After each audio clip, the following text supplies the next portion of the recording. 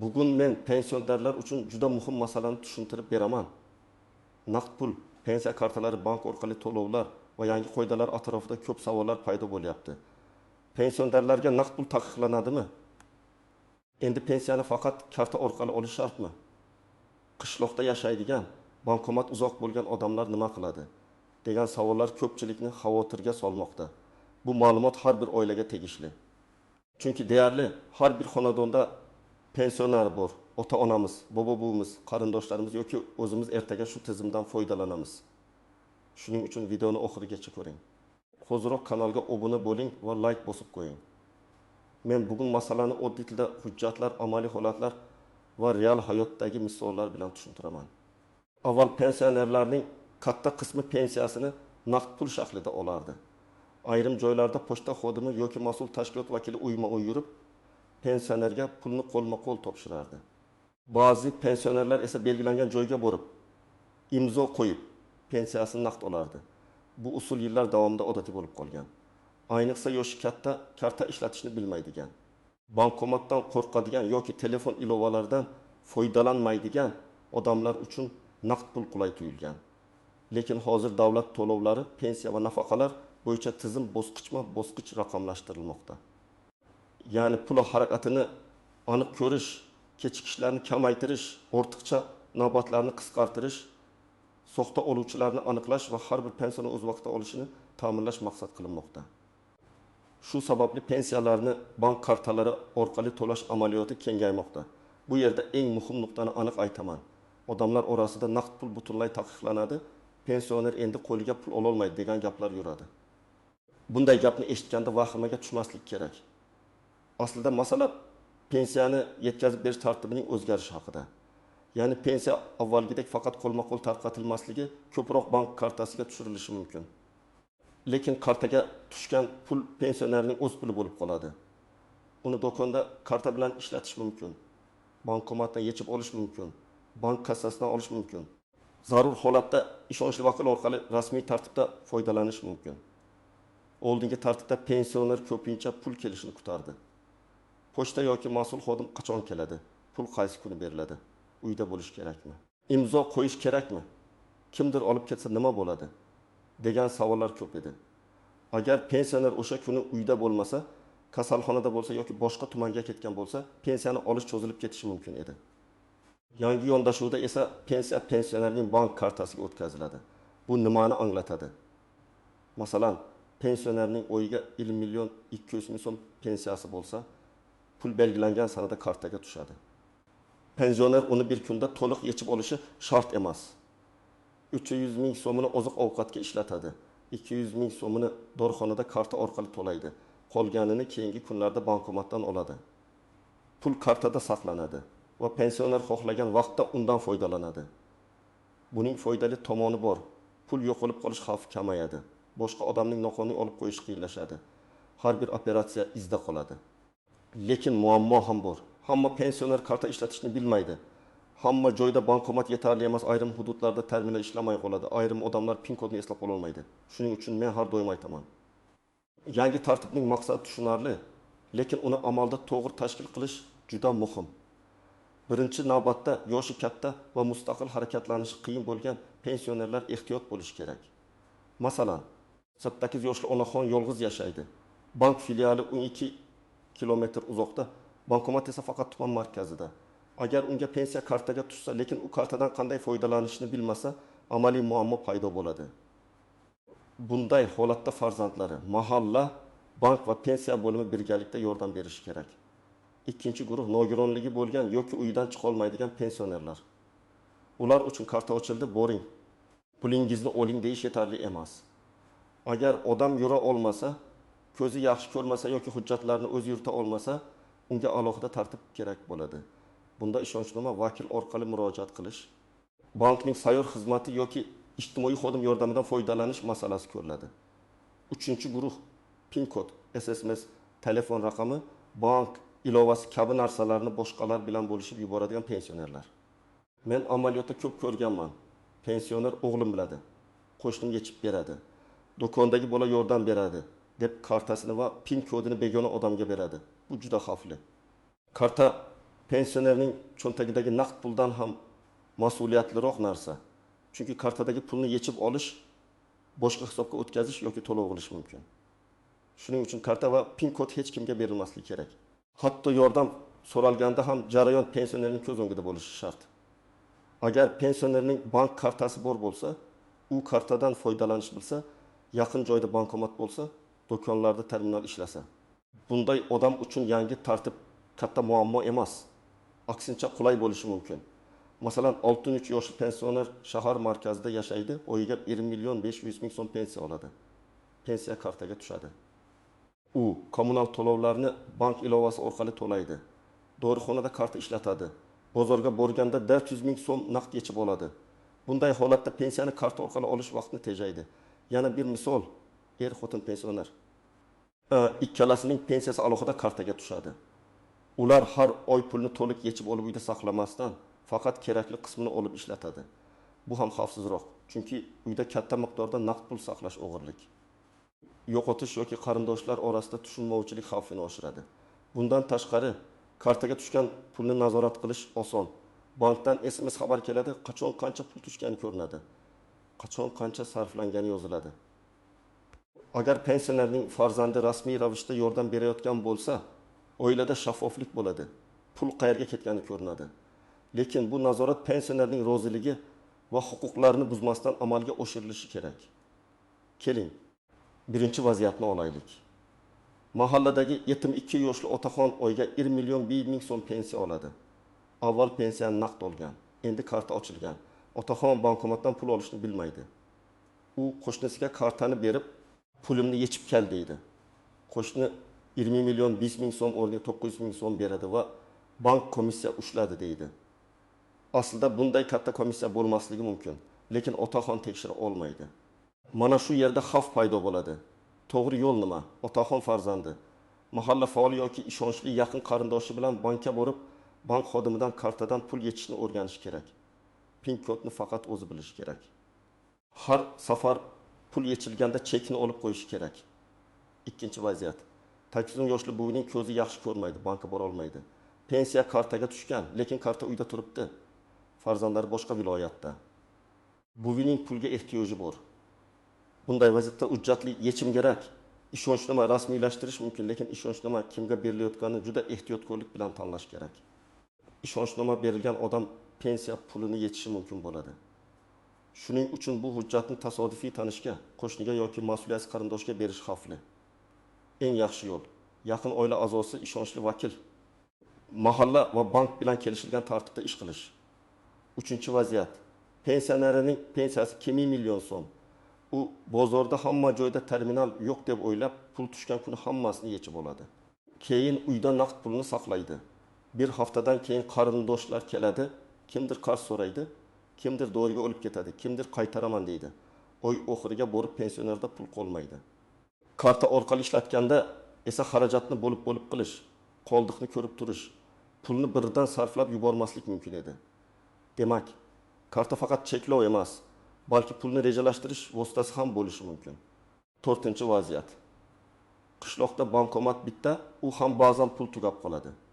Pensionerlar navbatda turadi, kimdir pulini ololmay qaytadi. Bu yerda odamlarni ayblash noto'g'ri. Agar tizim kartaga o'tayotgan bo'lsa, bankomat, kassalar, sayyor xizmat, terminal tarmog'i ham yetarli bo'lishi kerak. Pensioner o'z puliga yetib bora olmasa, bu amaliy muammo hisoblanadi.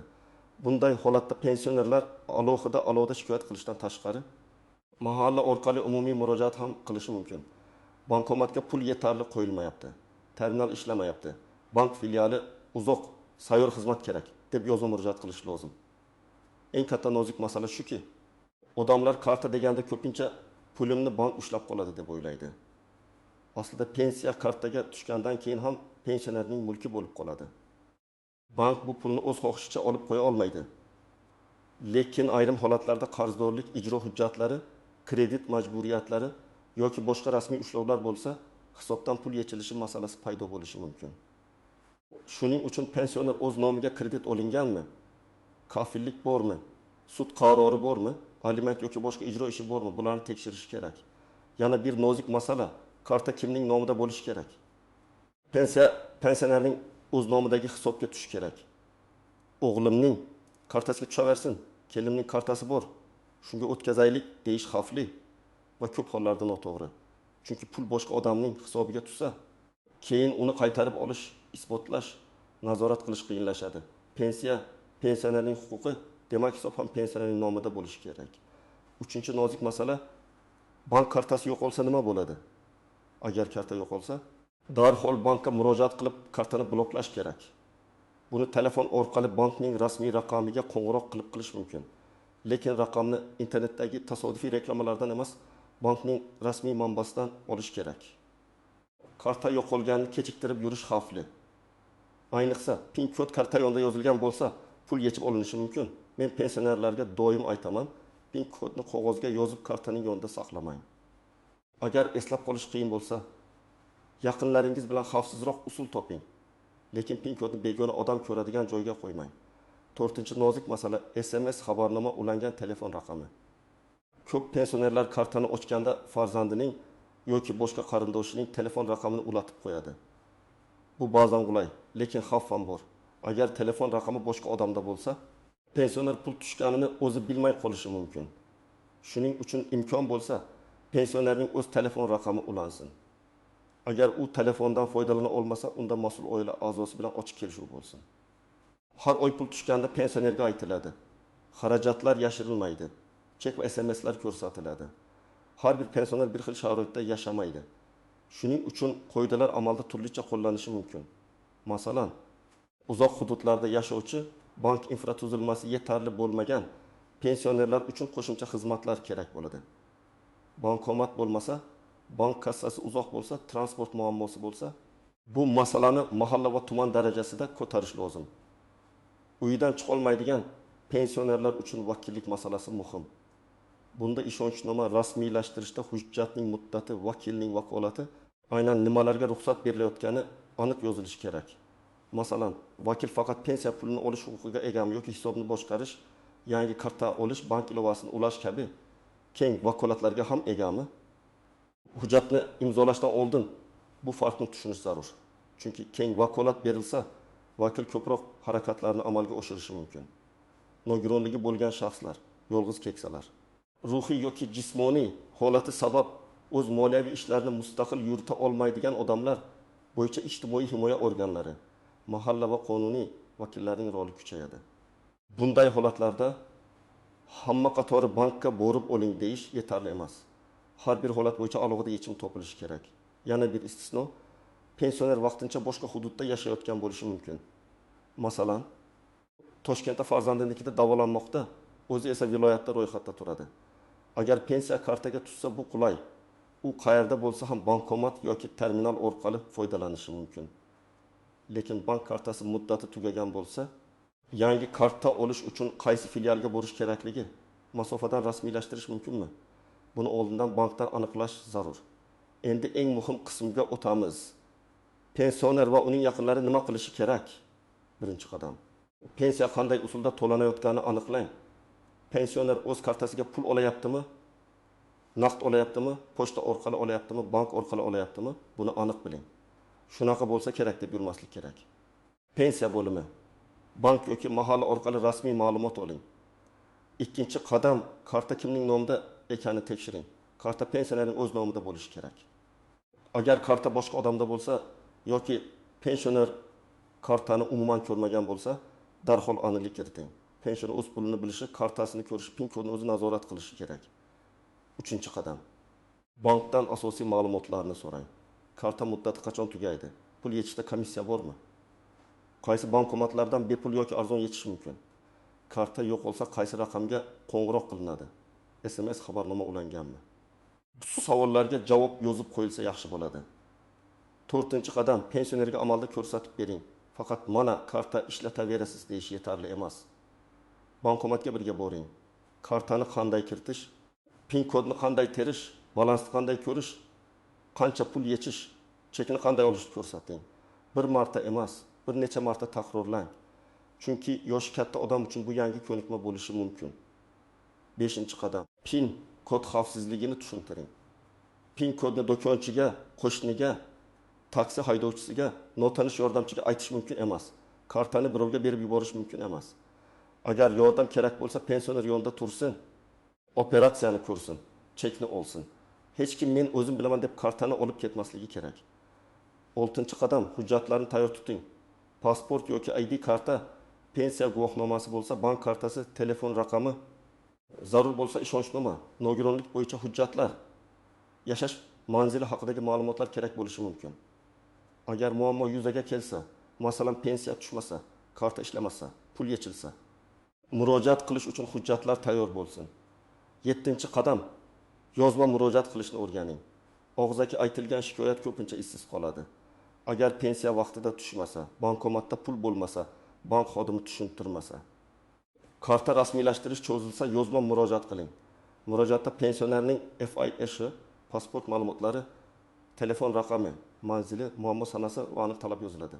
Masalan, pensiya mablag'im belgilangan muddatda kartamga tushmadi. Sababini tushuntirib berishingizni va to'lovni amalga oshirish choralarini ko'rishingizni so'rayman. Shunday aniq yozilsa, javob ham aniq bo'lishi kerak. 8-qadam. Qarzdorliklarni tekshiring. Agar kartaga tushgan puldan kutilmaganda summa yechilgan bo'lsa, darhol bankdan ko'chirma oling. Qaysi tashkilot yechgan, qaysi asos bilan yechgan, ijro hujjati bormi? Buni biling. Bank olib qo'ydi deb umumiy gap bilan qolmaslik kerak. Pul harakati hujjat bilan ko'rinishi shart. 9-qadam. Oilada kelishuvni ochiq qiling. Pensionerning puli pensionerniki. Farzandlar yordam berishi mumkin. Lekin pulni yashirin boshqarishi, korrupsionerni xabarsiz qoldirishi, kartani o'zida saqlashi to'g'ri emas. Oila ichida ham hurmat va hisob-kitob bo'lishi kerak. Ayniqsa dorilar, kommunal to'lovlar, oziq-ovqat, qarz va boshqa xarajatlar alohida yozib borilsa, kelishmovchilik kamayadi. 10-qadam. Rasmiy manbalardan xabar oling. Ijtimoiy tarmoqlardagi har bir xabarga ishonmang. Ertadan hammaning puli bloklanadi. Pensioner naqd pul ololmaydi. Kartadagi pul kuyadi. Kabi gaplar ko'pincha vahima tarqatadi. Yangilikni pensiya jamg'armasi, bank, hukumat portallari yoki ishonchli yuridik manbalar orqali tekshirish kerak. 1-xato. Kartani va PIN kodini birga saqlash. Bu cho'ntakka pul solib, ustiga mana kaliti deb yozib qo'yish bilan bir xil. Agar karta ham, PIN kod ham begona odam qo'liga tushsa, pulni qaytarish juda qiyin bo'lishi mumkin. 2-xato. Pensiya kartasini qarindoshga to'liq berib qo'yish. U o'zi olib keladi degan ishonch yaxshi, lekin moliyaviy masalada hujjat, nazorat va shaffoflik kerak. Bugun munosabat yaxshi bo'lishi mumkin. Ertaga nizo chiqsa, pensioner o'z pulini isbotlay olmay qiynaladi. 3-xato. Bank xabarlarini o'qimaslik. SMS keladi, lekin hech kim e'tibor bermaydi. Aslida har bir SMS muhim. Pul tushdimi, yechildimi, qayerda sarflandimi, hammasi ko'rinadi. Agar pensioner o'zi o'qiy olmasa, ishonchli odam bilan birga tekshirish kerak. 4-xato. Muammo bo'lsa kechikish. Karta yo'qoldi, pul yechildi, pensiya tushmadi, lekin odam bir oy kutadi. Bunday qilmaslik kerak. Moliyaviy muammoda vaqt muhim. Qanchalik tez murojaat qilinsa, masalani aniqlash shunchalik oson bo'ladi. 5-xato. Rasmiy hujjat olmaslik. Bankka bordingizmi, ariza berdingizmi, ko'chirma oldingizmi, javob so'radingizmi, hammasidan nusxa yoki tasdiq oling. Aytdi, va'da berdi, ertaga bo'ladi dedi degan gaplar yetarli emas. Pensioner o'z huquqini hujjat bilan himoya qiladi. Men bu masalaga mutaxassis sifatida shunday qarayman. Pensiyalarni karta orqali to'lash o'z-o'zidan yomon emas. To'g'ri tashkil qilinsa bu qulay, tez, shaffof va xavfsiz tizim bo'lishi mumkin. Lekin har qanday yangi tartibda eng zaif qatlamlar unutilmasligi kerak. Yoshi katta, savodxonligi past, texnikadan foydalanmaydigan, bankdan uzoqda yashaydigan odamlar uchun qo'shimcha tushuntirish, xizmat va himoya mexanizmlari kerak. Agar pensioner kartadan foydalana olsa, bu uning mustaqilligini oshiradi. U pulni qachon ishlatishni o'zi hal qiladi. Farzandini kutib o'tirmaydi. Pochta xodimi kelishini kutmaydi. Dorixonada karta bilan to'laydi. Kommunal to'lovlarni navbatsiz amalga oshiradi. Zarur bo'lsa naqd pul yechadi. Agar pensioner kartadan foydalana olmasa, bu tizim unga bosim bo'lib qolmasligi kerak. Bunday holatda yaqinlari yordam berishi, mahalla ko'maklashishi, bank tushuntirishi, mas'ul tashkilotlar qulay yechim topishi shart. Chunki pensiya bu oddiy to'lov emas, odamning hayotiy ehtiyoji, dori, oziq-ovqat, kommunal to'lov, transport, davolanish, kundalik xarajatlar shu pulga bog'liq. Demak, asosiy gap shuki, pensionerlar vahimaga tushmasin. Lekin beparvo ham bo'lmasin. pensiya kartaga tushsa, bu pul yo'qoldi yoki naqd olish butunlay imkonsiz bo'ldi degani emas. Karta pensionerning pulini olish va ishlatish vositasi. Eng muhimi, karta pensionerning o'z nomida bo'lsin. PIN kod himoyalansin, pul harakati nazorat qilinsin. Muammo bo'lsa yozma murojaat qilinsin. Men sizga maslahat beraman. Bugunoq oilangizdagi pensionerning pensiyasi qanday olinayotganini tekshiring. Kartasi bormi? PIN kodni o'zi biladimi? Bankomatdan foydalana oladimi? SMS xabarnoma ulanganmi?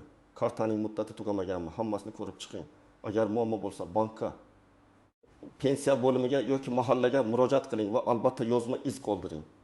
Sizning hududingizda pensionerlar pensiyani qanday olyapti? Karta orqali olish qulaymi yoki muammolar bormi? Izohlarda yozib qoldiring. Chunki real holatlarni bilish boshqalarga ham yordam beradi. Videoni foydali deb bilgan bo'lsangiz, like bosing, kanalga obuna bo'ling va bu ma'lumotni ota-onangiz, bobo-buvingi yoki tanish pensionerlarga yuboring.